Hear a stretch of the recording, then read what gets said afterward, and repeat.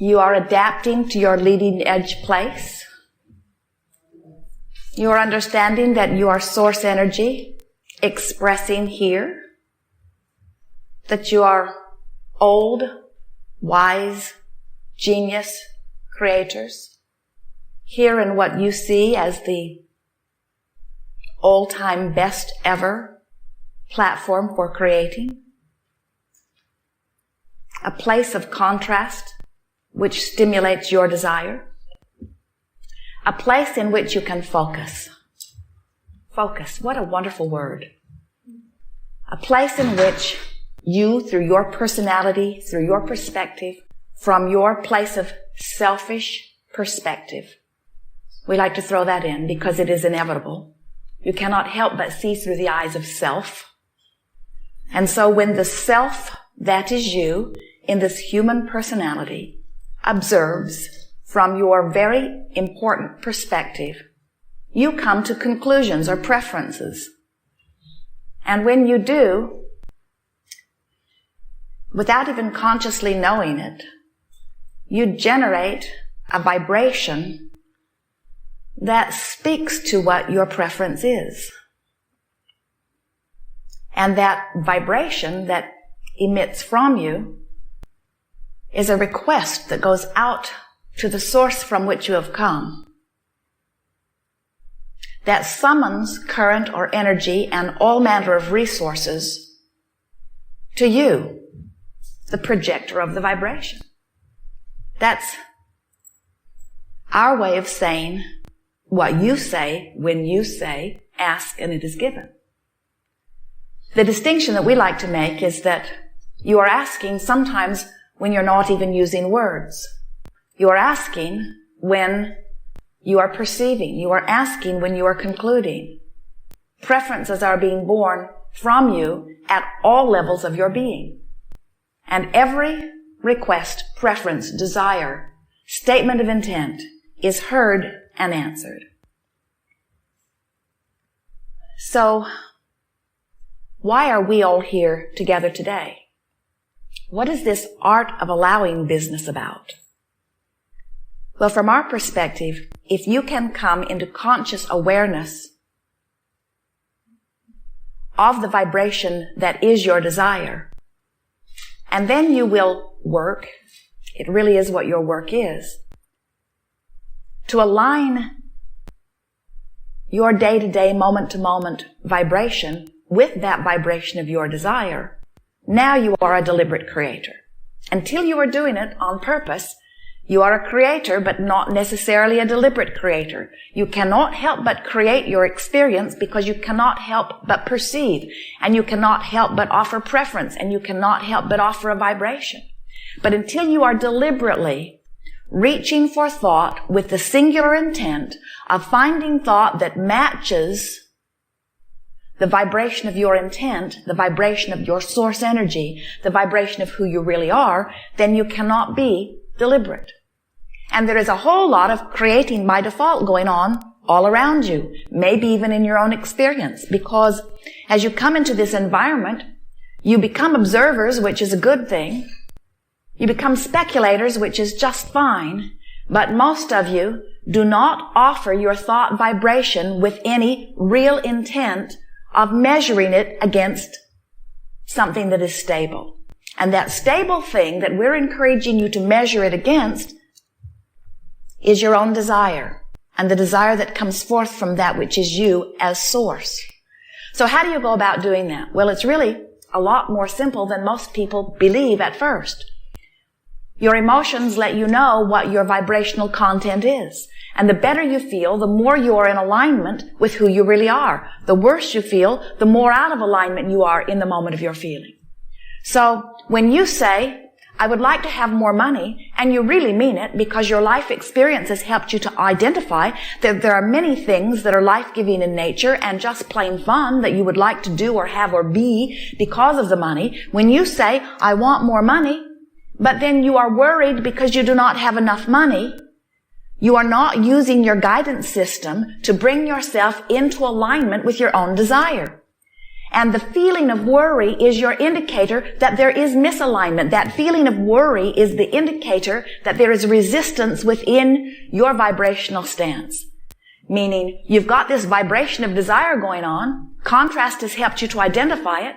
You see your neighbor, or you see your friend, or you hear your sister, or you hear someone talking about the well-being that they're living in terms of money, and you want it too. You cannot help these desires to be born. You live in an environment where desires are naturally fostered. It is the way the entire universe is established. Everything is expanding. It is supposed to get better and better for you. It is a progressive universe. What you see is the launching pad for the new desire that is born. You cannot help but conclude constant new desires. Motion forward is the most natural nature of your being. So when you conclude a desire that is beyond where you stand, and it always is, it's the nature of the universe, you stand where you are, and that helps you to identify where you would like to go from here. So as you stand on this platform, having given birth to a new desire, but you don't match that desire with statements and comments and observations. Instead, you say, oh, I really need the money because I'm unhappy without it. Or I really need the money because these bad things will happen to me if I don't get the money. So what happens to you without even meaning to or often realizing it, you hold yourself in vibrational harmony with what is, while a part of you is asking for something else. And that's where discord comes in. That's what makes you say, oh, if only I could get rid of this desire. I was a lot happier before I knew I wanted that. But now I know that I want it, in the belief that I cannot have it, I am miserable. So can't you please, you say to anyone who will listen, can't you please help me to get rid of my desire? Can't you help me not want this so much? Can't you help me just be content with where I am? And we say, good luck on that one, because the entire universe is established in this progressive, forward-moving environment. We are eternal beings, which means we never get it done. We are an expanding universe, which means there will always be something more. And when you relax into the rhythm of that, that's when life really begins to become delicious for you. Now, we're not here to try to get you to fan the flames of your desire. We are not wanting you to want more than you want. We think it is wonderful when natural desire is born from the environment in which you are living. But what we are really encouraging is that you make a decision that you're going to pay more attention to the way that you feel, because the way you feel is your indication of what you're doing energy-wise. And as you begin to pay attention to how you feel, and you begin to deliberately modify what you are giving your attention to, you begin to deliberately modify not only what you are giving your attention to, but what you're saying about it, what you're thinking about it, who you're talking with about it. You begin to selectively sift through the environment that you are observing, or selectively sift through the past that you are remembering, or selectively sift through the future that you are anticipating, looking for thoughts that feel good while you think them. That's all there is to it, because if the thought that you are thinking feels good while you are thinking it, then there is no resistance within your vibration. And if there's no resistance within your vibration, then you are a match to the desires that you hold, and then you are in that moment in the state of allowing. The reason we call it the art of allowing is because you work at it like you do anything that becomes an art form. It is not something that happens without your directing of thought. And that's why we like the word focus so much. You get to direct your thought toward that which feels good. But rather than living in an environment where you say, I am a deliberate thinker, it is so much easier if you will say, it is important to me that I feel good. Because when you say, it is important to me that I feel good, you will be more likely to gravitate toward the thoughts that feel good, and therefore the thoughts that are allowing of all things that you consider to be good, than if you say, I'm going to think my way there. Because when you say, I'm going to think my way there, what often happens is you say, I'm not going to think that thought that I'm thinking. That is an inappropriate thought. In other words, I think I'll sort all the thoughts out, and I will find the right ones and the wrong ones, and then the wrong ones, that pile over there, I'm not going to think about that pile anymore. In fact, I'm going to make a list of those that I'm not going to think about, and I'm going to remind myself often that I'm not going to think about them. and as I really get clear about what I'm not going to think about, then I won't think about this thought, this pile of thoughts that I'm not going to think about, because it's inappropriate to think about these thoughts. Over here. There are a lot of people thinking those thoughts, you say. A lot of them. They shouldn't be thinking them, but they are thinking them. And they're detrimental to their experience as they think about those thoughts that they should not think about. And so I'm not going to think about them. In fact, I'm going to join a club about not thinking about those thoughts.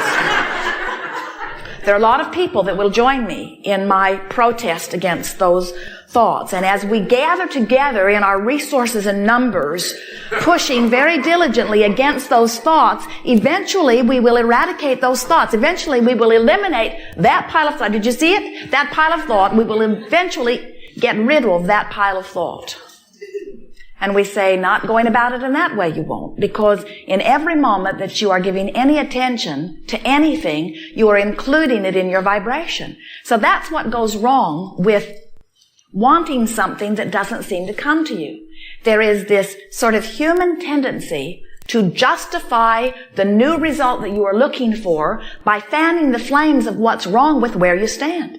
And we think that you got that early on when you went to your mother or your father, still believing that they were the vortex through which all your well-being flowed.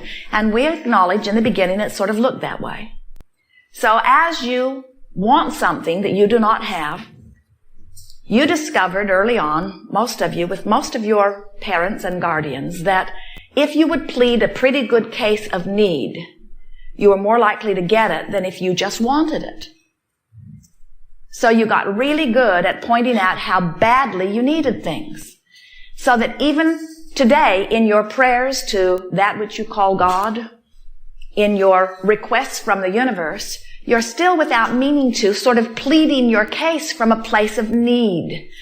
And what we're wanting you to understand is that that place of need is vibrationally resistant to the desire. You cannot be in a place of justifying why you want something by pushing against whatever the lack is and be a vibrational match to what you want. And the way you can tell when you're doing that is by paying attention to the way you feel. When you are in sync with what you want, it's a life-giving feeling. It feels like adventure. It feels like, oh boy, is this ever going to be fun as it unfolds. It feels like anticipation. It feels like enthusiasm.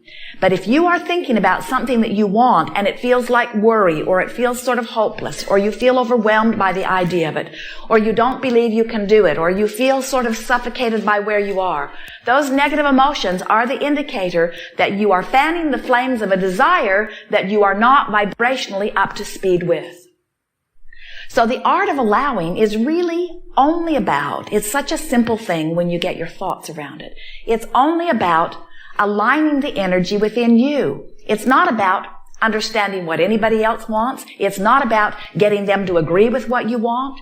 You could be on a committee of 100 people, and 99 of them could be bickering and squabbling and wanting something that you don't want. And you could be one person on the committee who could think about what you want, ignore the committee, focus every day upon what you want and why you want it, not let them get your goat, not push against them, and you could achieve such pure vibrational harmony with your own desire that the universe would yield it to you easily, with the other 99 scrambling around even trying to do something different than what you want. Because when you align with your desire, universal forces deliver it to you, and nobody else in all of the universe has anything to say about it. But if you look at another member on the committee and you worry about their influence or about their power or about their stupid decision, and as you focus upon what they're doing, now your vibration isn't pure anymore because you've got what they're doing all mixed in with your vibration. And now you're not a vibrational match to your own desire, and you're blaming them. You're saying, it's because there's 99 of them and only one of me. That's why they win. And we say, no, they're not winning and making you lose. You're just not letting in what you want because you've got their energy mixed in with your vibration.